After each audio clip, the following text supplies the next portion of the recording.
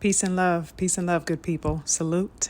I am back with another discussion that I find to be very much an imperative for us to get into concerning the Porterway podcast that featured Brian Norman, except in this discussion, I'm turning my focus off of Brian Norman and placing it more so on Shawn Porter and his sidekick, Shawn Zittel. Now, in that recent episode of his Porterway podcast this week that featured Brian Norman as the guest, I thought it absolutely necessary to touch upon this aspect of the interview and felt that it needed its own commentary because there are some significant points of discussion that I want to divulge with you, of course. In the last video that I did, I seem to have ruffled some feathers, right? And I'm glad that I did. I'm absolutely glad that I did, because you ought to get used to this pressure. That's how I step. I am not called sugar-free for no reason. I hope that those of you who were crying in my comments woke up out of your slumber. That's the point. Now, in the last commentary, I called out the folly of Brian Norman's decision to take on the talking points of deluded fans and, of course, the racist drug-cheating chumps talking points. That is Ryan Garcia, who, because of being caught positive for PEDs in his fight against Devin Haney last year, began spinning out. He is the one that initiated the outlandish tales and indictments against VADA, right? All because he was caught popping by VADA, okay? The most trusted and accredited and widely used anti-doping agency in boxing, right? And Brian Norman chose to placate, as I stated in that particular commentary, gullible boxing fans. And he also chose to placate the boxing media that propels this incessant agenda against Devin, right? But in today's discussion, I want to speak about Shawn Porter and his side piece, Shawn Zittel, as aforementioned. Now, in that Porterway interview, Shawn Porter wildly alleged that Devin Haney's offer to pay for VADA testing on behalf of Brian Norman for an additional 8 weeks in preparation for their upcoming fight in November, that this was somehow a cop-out on the part of Devin Haney. This was somehow a showing on Devin Haney's part that he did not want to go through with the actual fight itself. I mean, I couldn't paint this with a paintbrush, you guys. Just as I stated in the previous commentary, y'all, it is being made to seem as if Devin Haney's motion for ensuring clean, upright sportsmanship via the facilitating of drug testing is now linked to cowardice. So in essence, Devin is being called a coward, according to Shawn Porter and his side bitches in that interview. He is being called a coward for wanting to go the extra measure to ensure that he and his opponents' lives are not additionally and unnecessarily held in the balance due to PED use. In other words, performance-enhancing drugs. This is being equated to cowardice. Let me go a little bit further with you. Shawn Porter poses a question to Brian Norman in this interview, you guys. But it really wasn't a query at all on the part of Porter. What it was a definitive stance that he was making. He did nothing but frame that stance by cajoling Brian Norman into agreeance, right? So this is what he asked. Shawn Porter asks the following, quote, "Did you see that I had mentioned that I don't think that this fight was going to happen? I thought that Haney would figure out a way to get out of this fight. Then this thing pops up with him talking about the drug testing and how it needs to happen ASAP. Did you see me mention that I thought that this fight would get called off by Haney? And with that being said, were you surprised at the things that came out about the drug testing? End quote. That's what he asked to Brian Norman. This man, Shawn Porter, must have dug all the way up his ass in order to pull that one out. No cap, y'all. What is this man talking about? And where did he pull this assumption from other than his ass? That Devin Haney would want to back out of a fight with Brian Norman? You mean the same Brian Norman that he had on a hit list a month before his fight with Sasaki? The man that was number 5 on his hit list? You talk about that Devin Haney that called him out at welterweight? The imbecility is just, it's just running rampant, y'all, all throughout these quote unquote boxing media platforms.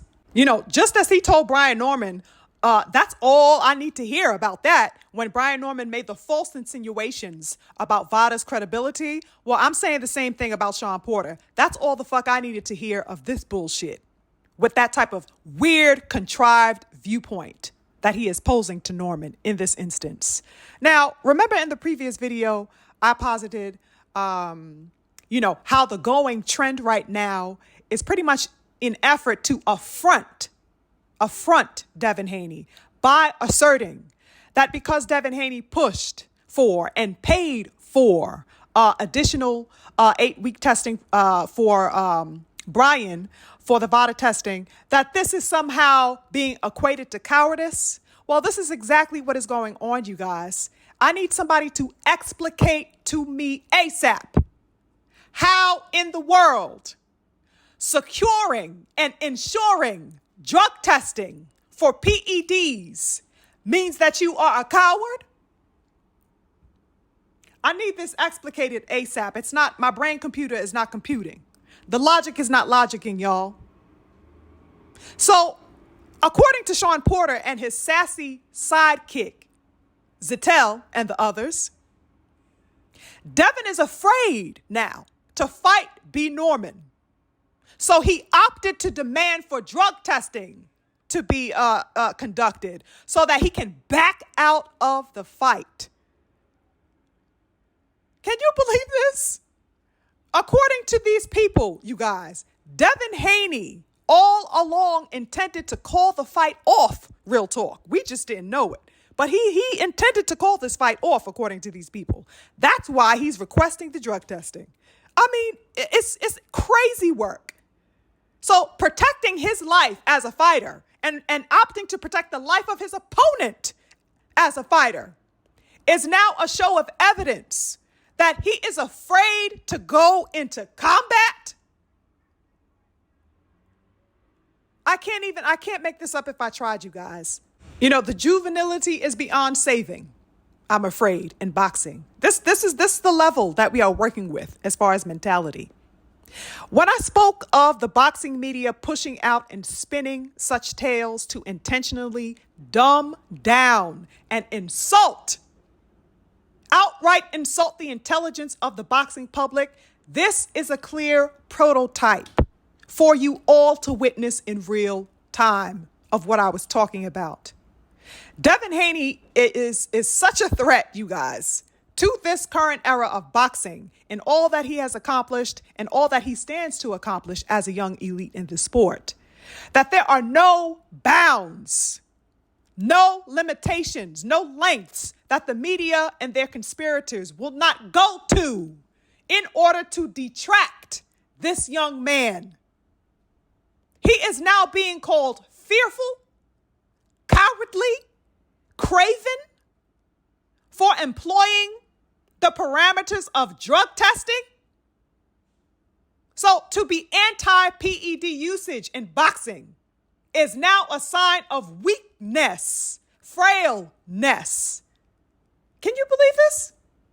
This is what's being pushed to you. Now, regarding the entire scapegoating of Victor Conte as the object of castigation and accusation via his brand SNAC as a source of alleged drug cheating within the sport, Neither Shawn Porter or his BFF, Shawn Zettel, have ever showed an ounce of dismay towards any other athletes who represent this particular brand. I've heard no speculations surrounding Bam Rodriguez, who just came off of a victory in the previous weekend. I heard no speculations about Mario Barrios, who just fought also the other day. I'd heard no speculations about the once associated Mikey Garcia when he was in preparation to fight Earl Spence a few years ago. I heard no interjections posed when it came to questioning Caleb Plant, who is very much a SNAC affiliate. Why aren't any of these speculations brought to those fighters or any other fighter under the SNAC program? Are they not with the SNAC program, you guys? Somebody answer this for me. Is Shakur Stevenson not a part of SNAC? Why isn't there an indiscriminate approach towards all of those who campaign for this brand? Why isn't the same approach being applied? Why aren't these people all being considered foul or guilty of cheating? Huh? If all of these fighters are with SNAC, shouldn't they all be charged and accused with this level and assumption of them cheating? And what's worse yet, you guys, is that Bill Haney, in a recent interview that he did with the Beautiful King Champ side, dropped an absolute bomb when he exposed the fact that, guess what? It was Shawn Porter himself who is the one who introduced he and Devin Haney to the SNAC brand. Now, will you take a look at that? Ain't that something? Shawn Porter introduced the Haneys to SNAC. He introduced them to the brand because he was what? A part of the SNAC brand himself. Check the thumbnail for your reference, and if you need to go further, go on and do your research on that. Now, I find that to be very interesting indeed. Now, if Mr. Shawn Porter and his BFF, Shaggy from Scooby-Doo, aka Shawn Zettel, have these alleged suspicions of the SNAC supplement brand and their products, well, why was Shawn Porter a part of it? Why was he repping SNAC strong, as their slogan goes? Wouldn't that make him suspicious as well by association or nah? All of this finger pointing at Conti's brand, yet you have been a full supporter of and endorser of it. And funny enough, you guys, Porter took to his social media after, I suppose being lambasted for his comments against SNAC.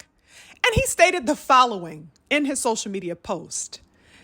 He writes, quote, "Certainly out of my character, because I don't do drama, but I'll end the day with some fun and go on record and saying, SNAC is a safe, clean, and very useful product and tool for athletes." End quote. Oh, really? Oh, really now, Mr. Porter? I thought that was all you needed to hear Brian Norman say when he was indicting them, and he was indicting VADA for an alleged counterfeit level of practice within the sport. Now you want to turn around and wave a white flag of peace? You did all of that baiting for a reaction, only to redact your statements, only to retract your allegations? Nah, bruh. You and your sassy crew are going to have to hold that motherfucking L. You know why? Because I cannot unsee the fuckery and foolishness of your quote-unquote journalism. The boxing public needs to pose really a larger query at a much larger issue at hand, which is, why is there a need to accuse a fighter, a brand, or whatever of foul play without probable or concrete cause? We need to be asking this question. And moreover, why is this level of scrutiny and disavowing and berating only applied to Devin Haney. Why is he specifically being targeted is another question that needs to be posed. Additionally, why is there no heat applied to the people who are actually the culprits and perpetrators of drug cheating within boxing? Where is that same pressure, speculation, attitude, and ardor for the malefactors who are proven cheats within the sport? Ain't nobody got no guns out for that? Why is that? The real ones really know the answer to the question. You other people need to get on board, real talk, and educate yourselves instead of parroting popularized talking points of people who would readily and willingly sacrifice the grace and uprightness of this sport in order to reproach an elite black fighter who stands to carry the torch forward, just as the greats before him did, and what those greats laid the foundation for. Somebody go tell those two Shawn boys, Porter and Zettel, to go out there and protest the people actively housing stables replete with behavior that's worth this level of condemnation. But I suppose journalistic integrity isn't cute enough. Y'all better pay attention. That's it for me, y'all. I'm on to the next. Peace.